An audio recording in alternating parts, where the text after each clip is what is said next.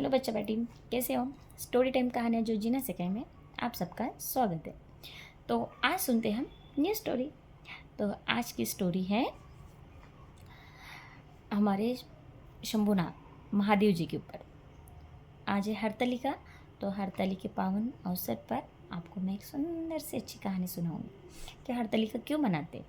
इसका एक कथा है, एक रहस्य है कि माता पार्वती ने ऐसा क्या किया था जो शिव जी उनको प्रसन्न हुए और उनके वर बने, उनके स्वामी बने, है ना, उनके पति बने। तो ये हमको पता चलेगा।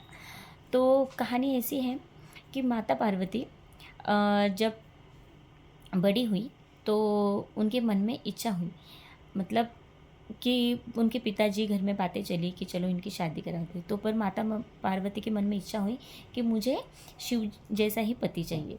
भगवान शंकर जी है ना, वैसे महादेव जैसा ही पति चाहिए, मतलब वही चाहिए। उनका मन में इच्छा थी कि वही मुझे मिल जाए तो कितना अच्छा होगा। अब महादेव तो देव था और माता पार्वती वो तो उन्होंने गिरिराज हिमालय पर्वत की वो बेटी थी, उनकी वो पुत्री थी, तो वो तो मनुष्य ही थी। पर ये बात जब उनके पिताजी को पता चली कि इनकी उनकी बेटी शिव जी को वर बनाना चाहती है, महादेव जी को वर बनाना चाहती है, तो उन्होंने कहा कि आप क्यों ना विष्णु जी को वर बनाए। विष्णु जी से मैं स्वयं निवेदन करूँगा।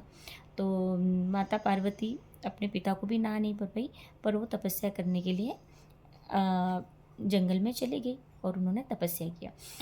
तब उनके पिता हिमालय राज उन्होंने विष्णु जी से कहा कि आप मेरे बेटी को पत्नी रूप में अगर वरेंगे तो उसका जीवन सौभाग्य से भरपूर हो जाएगा।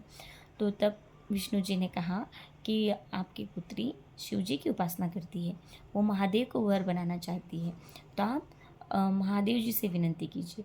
पर हिमालय राज वो भी एक अच्छे राजा थे, तो वो नहीं चाहते थे कि उनकी पत्नी उनकी बेटी एक अभी महादेव जी तो देखो है ना, कैलाश पे रहते, वैरागी जीवन जीते, है ना, धन धान्य सुख समृद्धि से उन्हें रहते, एक वैरागी जीवन रहता उनका।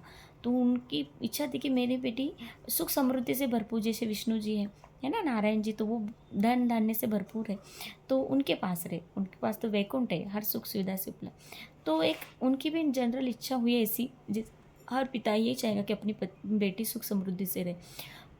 तो उन्होंने शिव जी के पास वो गए भी नहीं। पर कुछ समय बाद फिर माता पार्वती की तपस्या उन्होंने मतलब पूर्ण होने में आई। जैसे उन्होंने धूप हो, बारिश हो, ठंडी हो, हर जगह उन्होंने महादेव जी की कठिन तपस्या की। हर दिन हर कठिन परिस्थिति में वो कभी उनका मन कभी डगमगाया नहीं। उनकी दृढ़ इच्छा थी कि वो शिव जी को ही अपना वर बनाए, स्वामी बनाए। तो जब शिव जी प्रसन्न होने की कगार पे थे, तब उन्होंने नारद जी के हाथ से हिमालय राज को निरोप भेजा, मतलब उनको संदेश देने के लिए कहा नारद जी को कि आप जाके कहिए हिमालय राज से कि हम आपके बेटी को पत्नी रूप में स्वीकार करने के लिए तैयार हैं, तो हम आपके साथ आपके घर पे रिश्ता लेके आएंगे। पर जब नारद जी ने ये बात हिमालय जी को बताई तो उन्होंने मना कर दिया। तो फिर मना कर दिया तो फिर माता पार्वती को जब ये बात पता चली तो उन्होंने फिर से महादेव जी के लिए कठिन तपस्या की। और जब फिर उनकी तपस्या इतनी ही होगी कि महादेव जी विवश हो गए उनके लिए, उनको ही अपनी पत्नी के रूप में पाने के लिए, वो पूरी तरह से तन से मन से पूरी तरह से पवित्र एक निष्ठ हो गई। तो फिर विष्णु जी स्वयं हिमालय राज के पास गए। उन्होंने कहा कि आप बड़े मन से प्रसन्नता से पार्वती का विवाह शिव जी से करा दीजिए, वो उनको उतने ही प्रसन्न रखेंगे जितना आप सोच रहे हैं।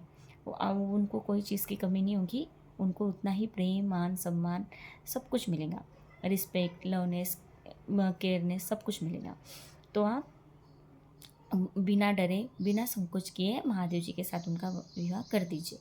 तो फिर कुछ समय ठीक है उन्होंने सोचा और फिर हिमालय जी मान गए और उन्होंने शंकर जी का विवाह माता पार्वती से करवा दिया।